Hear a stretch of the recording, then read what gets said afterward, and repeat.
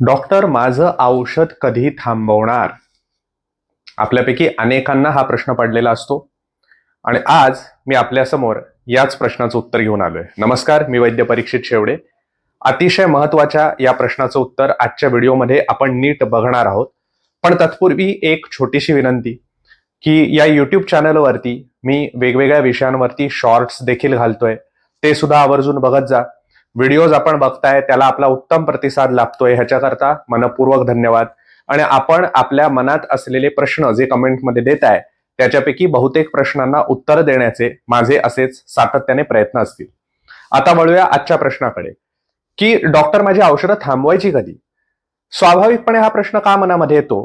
कारण बऱ्याचदा पेशंट्सना असं वाटत असतं की आता तर आपल्याला बरं वाटतंय, मग बरं झाल्यावरती सुद्धा औषधं आपण पुढे का चालू ठेवायची?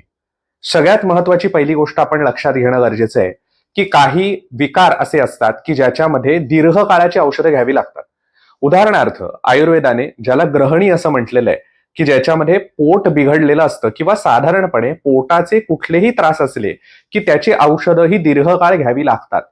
जर ती परिस्थिती फारच हाताबाहेर गेलेली असेल तर अशा परिस्थितीमध्ये कित्येकदा योग्य ती पथ्य पाळत राहून सुमारे वर्षभर सुद्धा आपल्याला ट्रीटमेंट घ्यावी लागू शकते. तर आपण त्यातून पूर्णपणे बाहेर येता. अन्यथा होतं असं की आपण आपल्याला बरं वाटतंय याचा अर्थ आपण बरं झालो असं समजतो. आणि मग याच्यात दोन प्रकार येतात.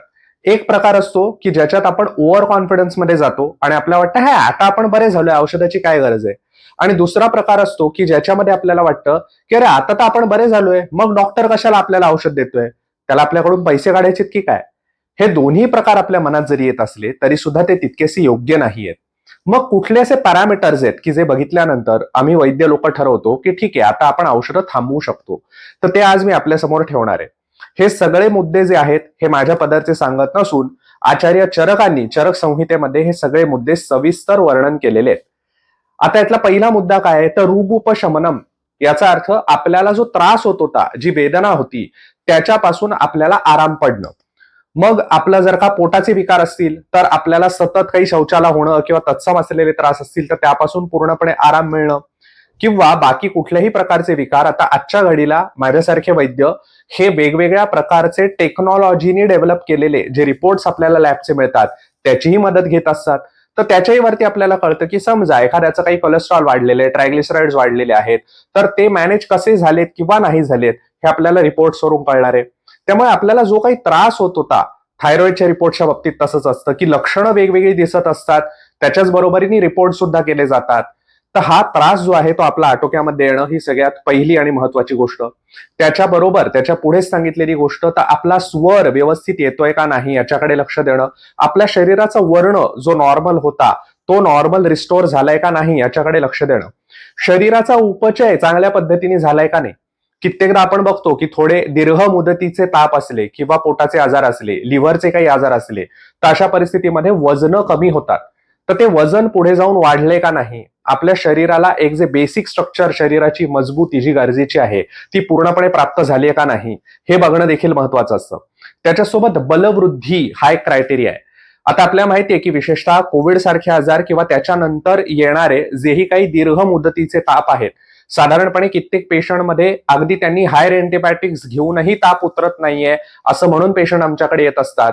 तेव्हा त्यांना ताप येऊन जवळपास आठवडाभर झालेला असतो. अशा पेशंट्सचा ताप गेल्यानंतर काही काळ त्यांची एकच तक्रार असते की आता ताप गेलाय, खोकला सर्दी काही नाहीये, पण डॉक्टर माझं एनर्जी खूप गेलेली आहे, मला अजिबातच काही करावंसं वाटत नाहीये, अगदी थकल्यासारखं होतंय.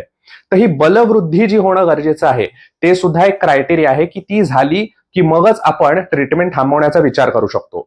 याच्याबरोबरच आपल्याला भूक वेळच्या वेळेला लागणं, विकारातून बाहेर पडल्यानंतर, व्याधीतून बाहेर पडल्यानंतर भूक वेळच्या वेळेला लागणं, खाल्लेल्या आहाराचं योग्य वेळेला व्यवस्थितपणे पचन होणं, अजीर्णाची कुठलीही लक्षणं न दिसणं, योग्य वेळेला आपल्याला झोप आल्याची भावना होणं, रात्रीला गाढ झोप लागणं, गाढ झोप लागल्यावरती कुठली वाईट साईट अशा पद्धतीची स्वप्न न पडणं, आरामात जाग येणं सकाळी, म्हणजे अगदी अलार्म लावून उठायचंय बरं का असं न होता आपली आपण जाग येणं आणि सकाळी जाग आल्यावरती आपली झोप पूर्ण झालेली आहे याची भावना आपल्या मनामध्ये असणं.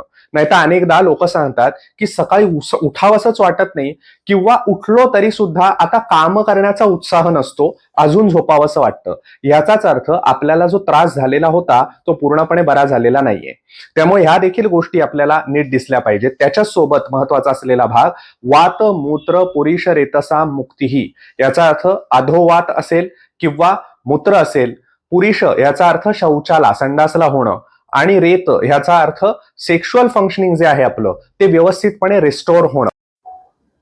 डायबिटीस सारख्या कंडिशन असतील, किंवा ज्याचा मगाशी मी उल्लेख केला ते ग्रहणीसारखी जर का अवस्था असेल, तर त्याच्यामध्ये सेक्शुअल फंक्शन्स यांना काही ना काहीतरी धक्का लागलेला असतो, हे आपल्याला प्रत्यक्षात दिसून येतं. तर त्या गोष्टी देखील पूर्वीप्रमाणे व्यवस्थित रिस्टोर झाल्यात का नाही याच्याकडे लक्ष देणं, योग्य पद्धतीने लघवीला होणं, शौचाला होणं, या सगळ्या गोष्टी अत्यंत महत्वाच्या असतात. आणि सगळ्यात महत्वाचा मुद्दा जो आचार्य चरक सांगतात, तो केवळ शरीरच नाही तर मन, बुद्धी, इंद्रिय या सगळ्यांमध्ये प्रसन्नता येणं, हे सगळं जर का झालं तर आपण आपल्या व्याधीतून पूर्णपणे बाहेर आलेला आहात.